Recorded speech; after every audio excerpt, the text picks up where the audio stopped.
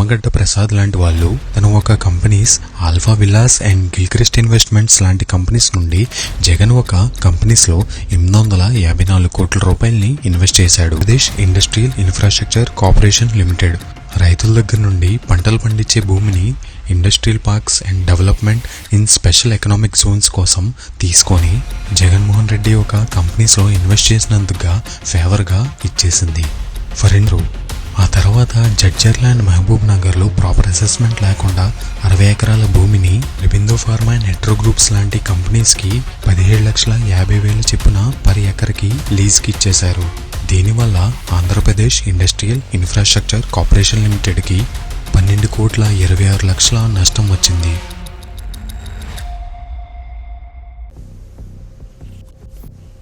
జగన్మోహన్ రెడ్డి ఆయన ఎలక్షన్ కమిషన్కి ఇచ్చిన ఎఫిడేవిట్ ప్రకారం ఆయన ఒక ఆస్తి సుమారు 750 కోట్ల వరకు ఉంటుంది. కానీ సిబిఐ అండ్ ఈడీ పెట్టిన అలిగేషన్స్ ప్రకారం ఆయన ఒక ఆస్తి సుమారుగా 45,000 కోట్ల వరకు ఉండొచ్చని ఒక అనుమానం. సో ఈ ఒక వీడియోలో మనం జగన్మోహన్ రెడ్డి మీద ఉన్న సిబిఐ అండ్ ఈడీ కేసెస్ గురించి ఈ వీడియోలో డిస్కస్ చేద్దాం. సో లెట్స్ స్టార్ట్ ద వీడియోలో చెప్పిన సమాచారం అన్ని న్యూస్ ఆర్టికల్స్ మరియు కోర్ట్ డాక్యుమెంట్స్ మరియు సిబిఐ స్టేట్మెంట్స్ మరియు ప్రముఖ మీడియా రిపోర్ట్స్ నుంచి తీసుకున్నవి. ఇది నా థియరీ కాదు, నా అభిప్రాయం కూడా కాదు. పబ్లిక్గా అందుబాటులో ఉన్న రిపోర్ట్స్ని సమకూర్చుకొని వ్యూవర్స్కి అర్థమయ్యేలా చెప్పడం మాత్రమే. మనం జగన్మోహన్ రెడ్డి గురించి మాట్లాడుకునే ముందు మనం వైఎస్ రాజశేఖర్ రెడ్డి గురించి ఈ వీడియోలో మాట్లాడుకుందాం. Doctor YS Rajasekhar Reddy Kadapa district అయిన పులివెందల్లో ఒక సాధారణమైన మిడిల్ క్లాస్ ఫ్యామిలీలో పుట్టారు. ఆయన తండ్రి పేరు వైఎస్ రాజారెడ్డి. వాళ్ళొక నాన్నగారు బాగా రెస్పెక్టెడ్గా ఉన్న local leader and social worker కూడా. కానీ వాళ్ళ ఫ్యామిలీ పూర్ కాదు, అలా అని చెప్పి బాగా వెళ్తున్న ఫ్యామిలీ కూడా కాదు. Doctor Rajasekhar Reddy public service background నుంచి వచ్చారు. దానితో పాటు వాళ్ళ ఫాదర్ ఒక డైనమిక్ లోకల్ ఫిగర్ అవ్వడం వల్ల ఆయన ఒక ఫాదర్ని ఇన్స్పిరేషన్గా తీసుకొని వైఎస్ఆర్ గారు ఆయన ఒక deep focus on farmer welfare and pro poor పాలిటిక్స్ని బాగా ఫోకస్ చేశారు. ఆ తర్వాత ఎరాడికేట్ పావర్టీ స్లోగన్ని బాగా ఇన్స్పిరేషన్గా తీసుకొని ఫార్మర్స్ మీద ఫోకస్ చేస్తూ ఆయన ఒక pro poor pro farmer welfare స్కీమ్స్ని తీసుకొస్తూ వెందల్ కాన్స్టిట్యున్సీలో మంచి పేరు తెచ్చుకొని అలా స్లోగా ఇందిరాగాంధీ అయిన కాంగ్రెస్ పార్టీలో జాయిన్ అయ్యి 2004లో సీఎం అయ్యారు. నేను ఆయన ఒక పొలిటికల్ కెరియర్ గురించి డీప్గా వెళ్ళను, మెయిన్ పాయింట్కి వచ్చేద్దాం. డాక్టర్ వైఎస్ రాజశేఖర్ రెడ్డి గారు సీఎం అవ్వకముందు మే 2004లో ఆయన ఒక ఎలక్షన్ అఫిడవిట్లో అసెంబ్లీ ఎలక్షన్స్కి ముందు టోటల్ అసెట్స్ కేవలం 10 లక్షలనే డిక్లేర్ చేశారు. అంటే $1 million. ఆయన ఒక అఫిడవిట్లో మెన్షన్ చేసినట్టుగా ఆయన ఒక చేతిలో ఉన్న క్యాష్ కేవలం 12,379 రూపాయలు మాత్రమే. ఆ తర్వాత బ్యాంక్ డిపాజిట్స్ ఆయన బ్యాంక్లో ఉన్న టోటల్ ఒక క్యాష్ 1,93,797 రూపాయలు మాత్రమే. అంటే సుమారుగా 1,94,000. ఒక మూవబుల్ యాసెట్స్ వచ్చేసి 17,16,000. అంటే అందులో బాండ్స్, షేర్స్, గోల్డ్స్, డైమండ్స్ కూడా ఉన్నాయి. వాటి విలువ 13 లక్షలు. ఆయన ఒక ఇమ్మూవబుల్ అసెట్స్ గురించి చూద్దాం. ఆయన ఇమ్మూవబుల్ అసెట్స్లో అప్రాక్సిమేట్లీ 13,75,000ని డిక్లేర్ చేశారు. అందులో 39.52 ఎకరాల అగ్రికల్చర్ ల్యాండ్, దానితో పాటు పులివెందుల్లో ఒక రెసిడెన్షియల్ బిల్డింగ్ను కూడా డిక్లేర్ చేశారు. 2004లో ఆయన డిక్లేర్ చేసిన టోటల్ అసెట్స్ వచ్చేసి మొత్తానికి $30,91,000. అంటే సుమారుగా $3.1 million. ఆయన ఒక టోటల్ ఫ్యామిలీ అసెట్స్ని ఇంక్లూడ్ చేసుకుంటే అంటే వాళ్ళ ఒక వైఫ్ ఒక డిక్లేర్ చేసిన అసెట్స్తో కలిపితే 1,32,00,000 డిక్లేర్ చేశారు. అంటే డాలర్స్లో $13.2 million. లేటర్లో ఈ ఫిగర్స్నే సిగ్నిఫికెంట్ కాంట్రవర్సీస్ని క్రియేట్ చేశాయి. చాలామంది ఆపోజిషన్ పార్టీస్ వాళ్ళు దీన్ని క్రిటిసైజ్ చేశారు. చాలామంది ఆపోజిషన్ లీడర్స్ పెట్టిన అలిగేషన్స్ ఏంటంటే ఆయన చాలా వరకు ఉన్న అసెట్స్ని డిక్లేర్ చేయలేదని. ఎందుకంటే చీఫ్ మినిస్టర్గా ఉన్న టెన్యూర్లో 2004 నుంచి 2009లో ఆయన ఒక ఆస్తిలో సిగ్నిఫికెంట్ జంప్ వచ్చింది. వైఎస్ జగన్మోహన్ రెడ్డి ఆయన ఒక బిజినెస్ కెరియర్ని 1999 నుండి 2000లో స్టార్ట్ చేశాడు, షార్ట్లీ ఆఫ్టర్ హిస్ గ్రాడ్యుయేషన్. ఆయన ఫస్ట్ అక్వైర్ చేసిన కంపెనీ వచ్చేసి సందూర్ పవర్ కంపెనీ లిమిటెడ్, షార్ట్లో SPCL. అది ఆంధ్రాకి నైబరింగ్ స్టేట్ అయిన కర్ణాటకలో స్టార్ట్ చేశాడు. తర్వాత ఆయన ఒక బిజినెస్ని ఎక్స్పాండ్ చేయడం స్టార్ట్ చేశాడు. Real estate projects in Hyderabad, Bengaluru, late 1990s. Cement production originally Raghuram cements అనే కంపెనీ పేరుని మార్చి భారతీ సిమెంట్స్గా పెట్టారు. ఇండియాలో the Sakshi Telugu news paper and the Sakshi TV channel కూడా స్టార్ట్ చేశారు. అసలు సిబిఐ జగన్మోహన్ రెడ్డిని ఎలా అరెస్ట్ చేసిందో ఇప్పుడు తెలుసుకుందాం.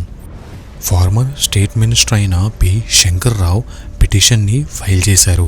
ఆ పిటిషన్లో ఆయన మెన్షన్ చేస్తూ 2004 to 2009 మధ్యలో వైఎస్ రాజశేఖర రెడ్డి గారు సీఎంగా ఉన్న టెన్యూర్లో జగన్మోహన్ రెడ్డి సుమారుగా 43,000 కోట్ల ఆస్తిని అక్రమంగా సంపాదించాడని పిటిషన్ ఫైల్ చేశారు. హైకోర్టు ఒక ఆర్డర్ ప్రకారం సిబిఐ ఆగస్ట్ 10, 2011 ఇన్వెస్టిగేషన్ స్టార్ట్ చేసింది. ఇన్వెస్టిగేషన్ స్టార్ట్ అయిన తర్వాత ఆగస్ట్ 17, 2011 సిబిఐ ఫైనల్గా ఎఫ్ఐఆర్ని నమోదు చేసింది. ఆ ఎఫ్ఐఆర్లో illegal assets and alleged flow of illegal investments, Jaganmohan Reddy ఆయన ఒక బిజినెస్ ఎంపైర్ని ఎస్టాబ్లిష్ చేసుకున్నాడని కేసు రిజిస్టర్ చేసింది సిబిఐ. జగన్మోహన్ రెడ్డితో పాటు 74 మంది మీద కేసు రిజిస్టర్ చేసింది. కేసు మీద సిబిఐ పెట్టిన సెక్షన్స్ ఏంటంటే 120B criminal conspiracy, 420 cheating, 409 criminal breach of trust and 477A falsification of accountants and penal code besides section 13 of prevention of corruption act. లో మెన్షన్ చేసినట్టుగా జగన్మోహన్ రెడ్డి తను ఒక బిజినెస్ ఎంపైర్ని 2001లో SPCL అనే కంపెనీని ఎక్వైర్ చేయడంతో స్టార్ట్ చేశాడు. ఎక్వైర్ చేసి అతను ఒరిజినల్ ప్రమోటర్ అయిన ఎంబి గోరపాడేకి ఇనిషియల్గా 53 కోట్లు ఇచ్చి కంపెనీని ఎక్వైర్ చేశారు. 2005లో జగన్మోహన్ రెడ్డి 124.61 కోట్ల రూపాయలని SPCLలో మారిషస్ బేస్ కంపెనీస్ అయిన 2i క్యాపిటల్, ప్లూరీ ఎమర్జింగ్ కంపెనీ నుండి తీసుకొచ్చారు. సిబిఐ ఒక అనుమానం ఏంటంటే జగన్ ఏషియా ఇన్ఫ్రాస్ట్రక్చర్ సికార్ ఒక లక్సంబర్గ్ బేస్డ్ కంపెనీకి కూడా బెనిఫిషియల్ ఓనర్ అని అనుమానించారు. నేను చెప్పిన ఈ ఒక ఏషియా ఇన్ఫ్రాస్ట్రక్చర్ సికార్ అనే లక్సంబర్గ్ బేస్డ్ కంపెనీ నుండి కూడా SPCLకి ఇన్వెస్ట్మెంట్స్ వచ్చాయి.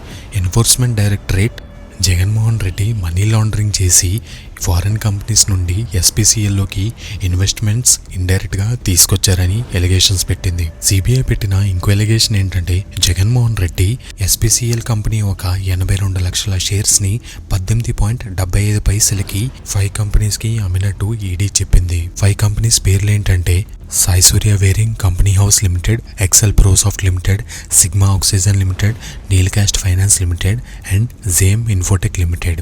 ఇక్కడ ఏం జరిగిందంటే ఈ 5 కంపెనీస్ కలిపి ఇంకో కంపెనీలోకి మర్జ్ అయిపోయింది.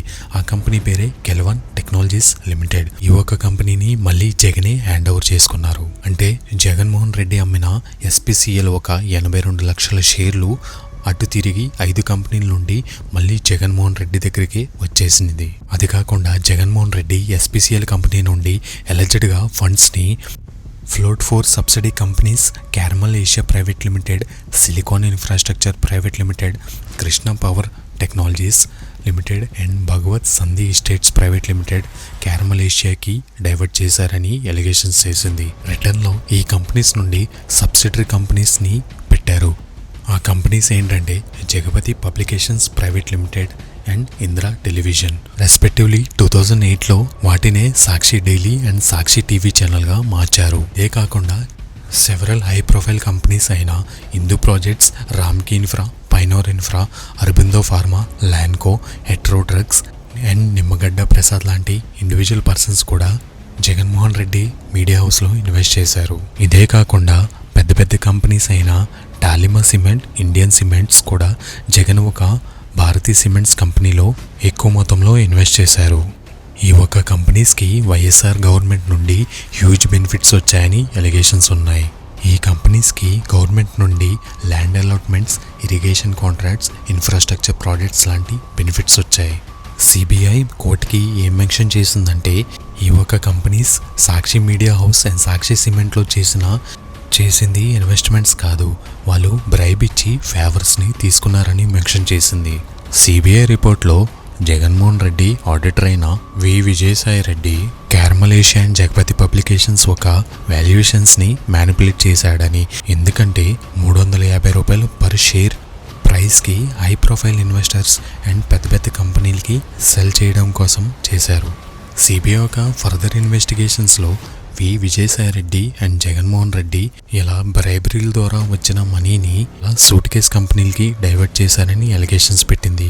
Companies like ఆర్టిలిజెన్స్ bio innovations limited, bay inland finance limited, Bhaskar fund management private limited and certain individuals ద్వారా మళ్ళీ జగపతి పబ్లికేషన్స్కి రీరూట్ చేసి మళ్ళీ జగపతి పబ్లికేషన్స్ ఒక షేర్స్ని 350 రూపాయలైన ప్రీమియం ప్రైస్కి కొన్నారు. దీని బేసిస్గా సిబిఐ తను ఒక ఫస్ట్ ఛార్జ్ షీట్ని March 31, 2012లో జగన్మోహన్ రెడ్డిని అక్యూజ్డ్ నెంబర్ 1 అండ్ విజయసాయి రెడ్డిని అక్యూజ్డ్ నెంబర్ 2 అండ్ వాళ్ళతో పాటు 11 మంది మీద కేసు రిజిస్టర్ చేసింది.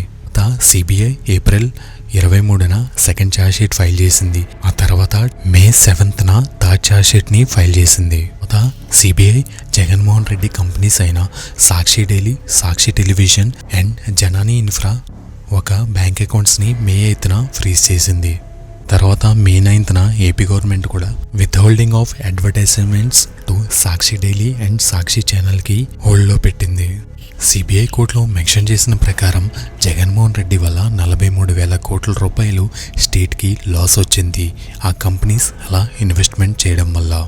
మీన్వైల్ జగన్మోహన్ రెడ్డికి వీటి వల్ల వేల కోట్లు ఇల్లీగల్ గ్రాటిఫికేషన్స్గా వచ్చాయని మెన్షన్ చేసింది. 27th May 2012న జగన్మోహన్ రెడ్డిని CBI central bureau of investigation arrest చేసింది on the basis of embezzlement charges and ED కూడా PLMA అంటే prevention of money laundering act కింద జగన్మోహన్ రెడ్డిని క్వశ్చనింగ్లోకి తీసుకున్నారు.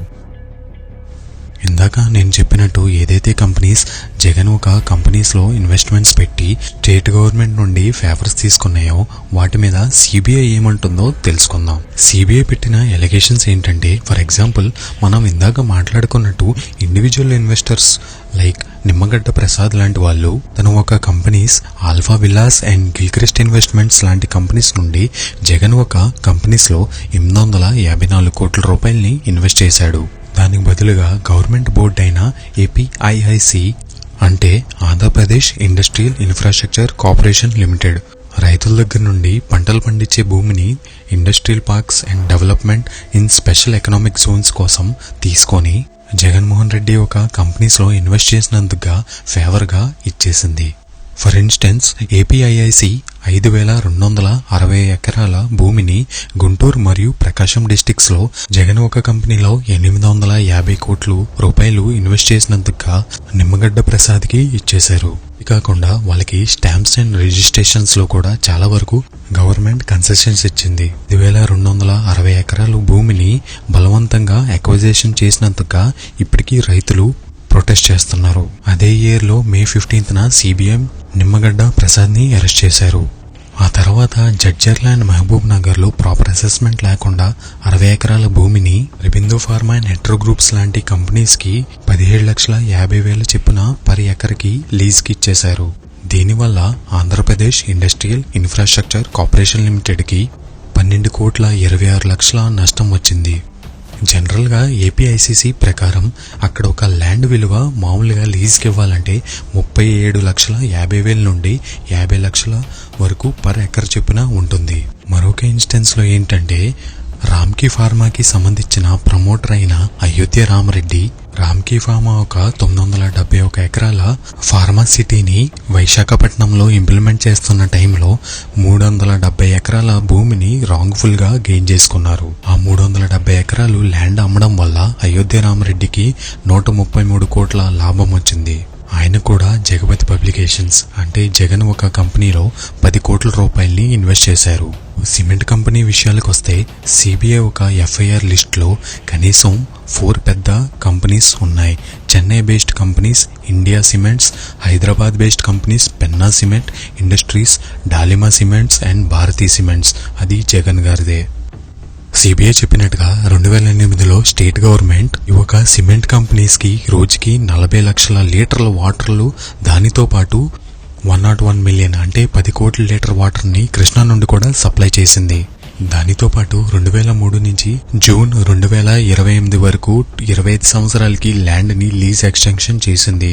ఇందులో సిబిఐ ముఖ్యంగా ఏం చెప్పిందంటే పెన్నా సిమెంట్స్ కి సంబంధించిన ప్రమోటర్ అయిన పి ప్రతాప్ రెడ్డి 23 కోట్ల రూపాయలు Jagan Carmels Asia holdings private limited and 45 కోట్ల రూపాయలు జగపతి పబ్లికేషన్స్ లో ఇన్వెస్ట్ చేశాడు.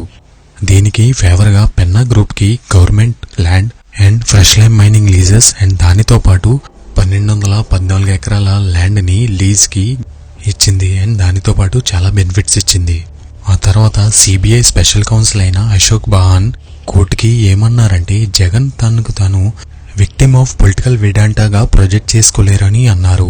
ఎందుకంటే అతను స్టేట్ గవర్నమెంట్ ఒక ఆస్తుల్ని దొంగిలించాడు, లేదంటే అదే డబ్బు పేద ప్రజలకి యూజ్ అయ్యేదని కోర్టులో సబ్మిట్ చేశారు.